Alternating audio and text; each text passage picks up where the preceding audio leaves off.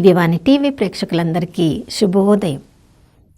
యేసుక్రీస్తు పరిశుద్ధ నామంలో ప్రియులారా, మీ అందరికీ స్వాగతం, సుస్వాగతం.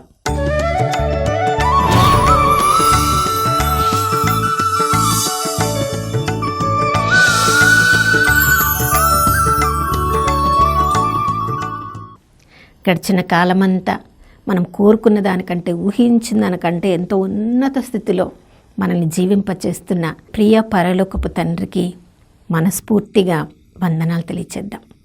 ఈ నూతన ఉదయంలో కూడా ఆ దేవుని ప్రేమ, కరుణ, కటాక్షం నూతనంగా మన మీద కుమ్మరించబడ్డాయి. ప్రియులారా, ఆ నమ్మదగిన దేవుడు, విశ్వసనీయుడు, మనని ఈ ఉదయకాలంలో సజీవుల లెక్కలో ఉంచిన దేవుడు తన నమ్మదగిన తనాన్ని ప్రతిరోజు కూడా మన మీద ప్రసరిస్తూనే ఉంటారు అని విలాప గీతములు 3వ అధ్యాయం 22-23 వచనాల్లో మనం చదువుతున్నాం.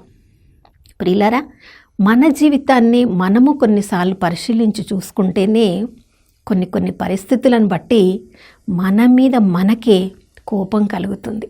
ఇక మన పరిస్థితి అంతా తెలిసిన ఆ దేవునికి కొన్నిసార్లు కాదు, ఎన్నోసార్లు మన మీద కోపం వచ్చి ఉండవచ్చు.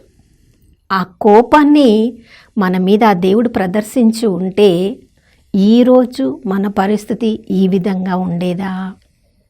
మనల్ని అర్థం చేసుకునే ప్రియ పరలోకపు తండ్రి ప్రేమ స్వరూపుడు కాబట్టి మనం ఇంకా మారతామని, ఇంకా మనలో మార్పు కలుగుతూ ఉందని ఎదురు చూస్తూ మన జీవిత కాలాన్ని పొడిగిస్తూ ఉన్నారు. ప్రతి నూతన ఉదయంలో మనల్ని ఆశీర్వదిస్తూ ఉన్నారు. ఎందుకంటే ఆ దేవుడు మన పట్ల మృదు స్వభావిగా ఉన్నారు. మరి మనము ఆ దేవుని నుంచి ప్రేమను, కరుణను పొందుతున్న మనము ఇతరుల పట్ల కూడా ప్రేమగా, మృదువుగా ఉండాలని ఆ ప్రభు కోరుకుంటాడు కదా. మన చుట్టూ ఉన్న వాళ్ళు కూడా కోరుకుంటారు కదా. సామెతల గ్రంథం 15వ అధ్యాయం 1వ వచనంలో మొదటి భాగంలో అదే చదువుతున్నాం. మృదువుగా మాట్లాడే వాళ్ళు కోపమును చల్లార్చును. ప్రియులారా, ఇతరుల పరిస్థితి లేదా ఇతరుల స్థితిగతులను బట్టి మన జీవితము ఆధారపడి ఉండకూడదు. మన మాటల్ని బట్టి, మన స్థితిగతులను బట్టి ఏ పరిస్థితినైనా మార్చగలిగిన శక్తిని మనం కలిగి ఉన్నాం. ఎందుకంటే ఆ దేవుణ్ణి, ఆ సృష్టికర్తను మనలో మనం మోస్తూ ఉన్నాం. ఆ ప్రభువు మనలో జీవిస్తూ ఉన్నారు. ఆ శక్తిని, ఆ ప్రభు యొక్క స్పర్శను ఎప్పుడెప్పుడైతే మనం మర్చిపోతున్నామో మన చుట్టూ ఉన్న పరిస్థితుల ప్రభావానికి లోనై కోపాన్ని మనము ప్రదర్శిస్తూ ఉన్నాం. చూడండి, కోపమును గురించి యేసుక్రీస్తు ప్రభుల వారు కూడా మత్తయి సువార్త 5వ అధ్యాయంలో చెప్పడం మనం వింటూ ఉన్నాం. ఎవరెవరైతే కోపపడుతున్నారో అది నరహత్యతో సమానం. మన మాటల ద్వారా కొన్నిసార్లు ఇతరుల హృదయాలు గాయపడి కన్నీరు కార్చి ఉంటారు. మన మాటల్లో మనము తెలియకుండానే ఇతరులను వ్యర్థుడా అంటే మనం వాళ్ళని అవమానపరిచినప్పుడు ఆ మాటలు మనల్ని న్యాయ సభకు, తీర్పునకు గురి చేస్తాయని ప్రభు చెప్తున్నారు. తెలిసి తెలియక ఇతరులను మనం మూర్ఖుడా అని పిలిస్తే నరకాగ్నికి మనం పాత్రులం అంటున్నారు. ప్రియులారా, కోపాన్ని చాలా తేలికగా మనం తీసుకుంటాం. కానీ ఆ కోపాన్ని నియంత్రించుకోలేకపోతే, నిగ్రహించుకోలేకపోతే పరిస్థితి చూడండి, మనము నిత్య నరకాగ్నికి వెళ్ళవలసిన పరిస్థితి కూడా రావచ్చంట. చూడండి, కొన్నిసార్లు ఎక్కువ ప్రార్థనలో ఉన్నవాళ్ళు కూడా కోపాన్ని నియంత్రించుకోలేని పరిస్థితిలో ఉంటారు. యేసుక్రీస్తు ప్రభుల వారి శిష్యులు కూడా ఆ పరిస్థితిని అనుభవించారు. లూకా సువార్త 9వ అధ్యాయంలో మనం చదువుతున్నాం. యేసుక్రీస్తు ప్రభుల వారిని, అతని శిష్యులను ఆ సమరయ పట్టణంలోనికి ఆ ప్రజలు రానివ్వనందుకు యోహానుకు, అతని సహోదరునికి ఎంత కోపం వచ్చింది. ఆ కోపాన్ని ఎలా వాళ్ళు ప్రదర్శిస్తున్నారు? ప్రభుతో మాట్లాడుతున్నారు. ప్రభా, ఎంత ధైర్యం వీళ్ళకి, మిమ్మల్ని పట్టణంలోనికి అడుగు పెట్టనివ్వడం లేదు, మేము ఆకాశం నుంచి అగ్నిని కురిపించి, చూడండి వాళ్ళ కోపం ఎక్కడ వరకు వెళ్ళిందో, ఆ పట్టణాన్ని నాశనం చేసే అంతగా కోపాన్ని నిగ్రహించుకోలేకపోతే అక్కడ నాశనం కలుగుతుంది. చూడండి ప్రియులారా, ప్రభు వెంటనే ఎందుకని నీ లోకానికి వచ్చింది, నేను అందరిని క్షమించడానికి, అందరిని ప్రేమించడానికి కదా వచ్చింది అని వెంటనే తన శిష్యులకు ప్రభువు సత్యము నేర్పిస్తున్నారు.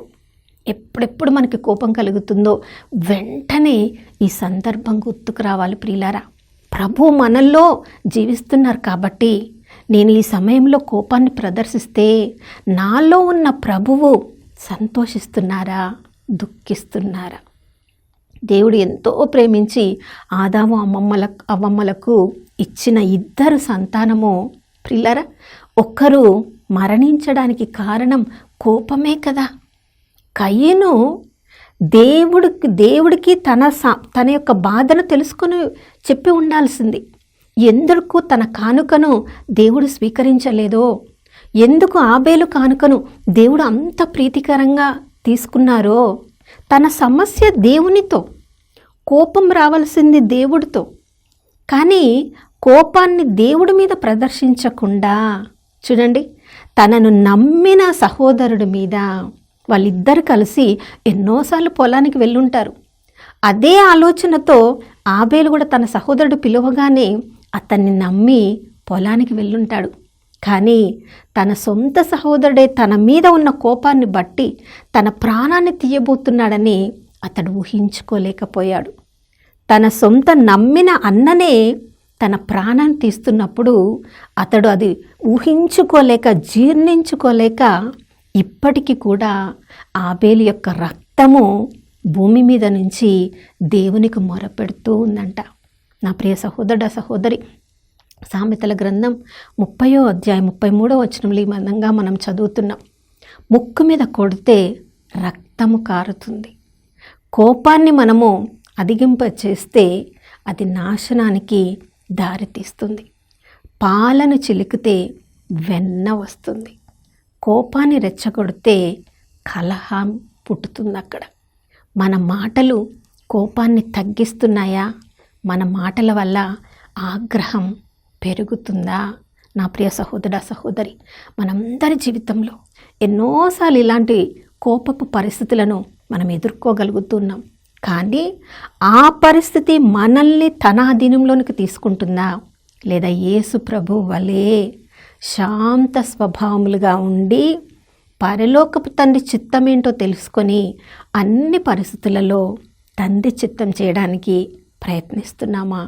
అటువంటి కృపను అనుగ్రహించమని ప్రార్థించుకుందాం. నాతో కలిసి ప్రార్థించండి. పరిశుద్ధమైన దేవానికి స్తోత్రములు తండ్రి. అయ్యా, నీ కృపలో ప్రతిరోజు మమ్మల్ని సజీవుల లెక్కలో ఉంచుతున్న దేవా నీకు స్తోత్రం. ఈరోజు మేము బ్రతికి ఉన్నామంటే ప్రభా, ఈరోజు మా ద్వారా మీ ఉద్దేశం నెరవేర్చాలని మీరు ఆశపడుతున్నారు తండ్రి. మీకు స్తోత్రం నాయన. ఈరోజు మా జీవితంలో వచ్చే ప్రతి పరిస్థితిని మీ ఆధీనంలోనికి తీసుకొని వస్తున్నాం. పరిస్థితులు మమ్మల్ని ప్రభావితం చేయడం కాదు, కానీ మాలో ఉన్న మీ పరిశుద్ధాత్మ శక్తి ద్వారా ప్రతి పరిస్థితిని మేము ఆధీనంలో తీసుకోవడానికి కృపను అనుగ్రహించండి. మొదటిగా మా మాటలను మీ ఆధీనంలోనికి తీసుకొని వస్తున్నాం. ఈరోజు మమ్మల్ని మృదు భాషనిలిగా మమ్మల్ని మలచండి. ఈరోజు మా ప్రతి మాట నాయన శాంతం స్వభావులుగా ఉండడానికి, ప్రతి పరిస్థితులలో నాయన శాంతిని అనుగ్రహించడానికి కృపను అనుగ్రహించమని యేసయ్య పరిశుద్ధ నామంలో అడిగి వేడుకొని పొంది ఉన్నాము తండ్రి. ఆమేన్. ప్రియులారా, ప్రభు ఈ లోకంలో శాంతి స్వభావుడుగా ఉన్నారు. మనము కూడా అటువంటి వారంగా ఈరోజంతా జీవించుదాం. మరొక నూతన శుభోదయంలో మనం అందరం కలుసుకునే వరకు దివ్యవాణి టీవీని వీక్షిస్తూ ఉందాం. ఇమ్మానుయేలు, ప్రభు మనతో ఉన్నారు.